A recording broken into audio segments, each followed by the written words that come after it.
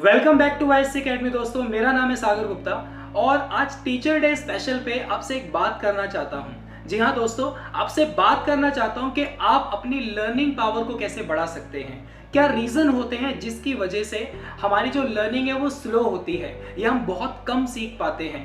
क्या रीज़न है जिसकी वजह से हम सीखना तो बहुत चाहते हैं, हम करते भी बहुत कुछ हैं, लेकिन कम सीख पाते हैं। ऐसे क्या फैक्टर्स हैं इसके पीछे, उसके बारे में मैं आज बात करने वाला हूँ। दोस्तों, हमारी क्लास के अंदर इतने सारे स्टूडेंट होते हैं और एक ही टीचर होता है। वो एक टीचर सभी स्टूडेंट को समान तरीके से पढ़ाते हैं, फिर भी उन सभी स्टूडेंट के सेम मार्क्स नहीं आ पाते, सेम तरीके से नहीं पढ़ पाते। ऐसा लगता है कि सभी स्टूडेंट टीचर की बातों को बहुत ध्यान से पढ़ रहे हैं, मतलब बहुत ध्यान से सुन रहे हैं। सबका ध्यान ब्लैक बोर्ड की तरफ होता है, व्हाइट बोर्ड की तरफ होता है, और टीचर जब उनसे पूछते हैं तो उनके एक्सप्रेशन से लगता है कि हाँ ठीक है, मतलब समझ रहे हैं सब। लेकिन जब एक्चुअल में रिजल्ट आता है तब पता चलता है कि कितने स्टूडेंट टॉप किया और कितने स्टूडेंट्स फेल हो गए। मतलब ऐसा क्यों हुआ? एक ही क्लास के अंदर जब एक टीचर सबको समान एजुकेशन दे रहे हैं तो ऐसा क्यों हो पा रहा है? और कुछ स्टूडेंट जो सीखना तो चाहते हैं और सीखने के लिए बहुत कुछ करते भी हैं, फिर भी उनकी लर्निंग कम रह जाती है। इसके पीछे क्या मेन रीज़न है?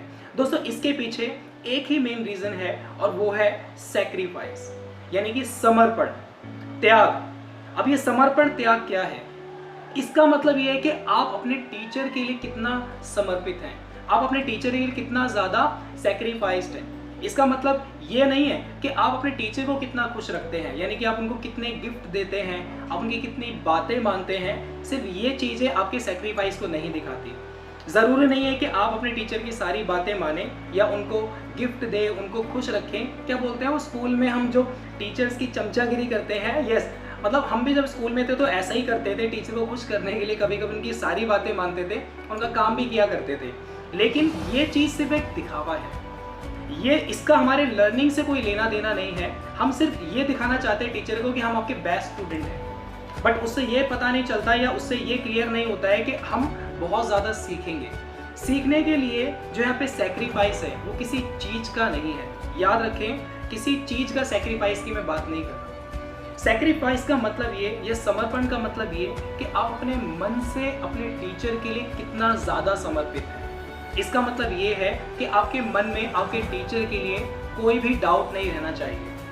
आपके टीचर आपको कोई भी बात बोलें, कोई भी आपको होमवर्क दें, कुछ भी आपको एक ऑर्डर दें, उससे पहले वो काम हो जाना चाहिए। जब आपके थॉट आपके टीचर से मिलने लग जाते हैं, आप भी आपके टीचर की तरह सोचना शुरू कर देते हैं, तो इसका मतलब है कि आप दिल से, मन से अपने टीचर के लिए सैक्रिफाइस होना शुरू हो गए हैं। और वहाँ पर आपके टीचर के साथ जो एक कनेक्शन शुरू होता है, वहाँ पे आपकी मेन लर्निंग शुरू होती है।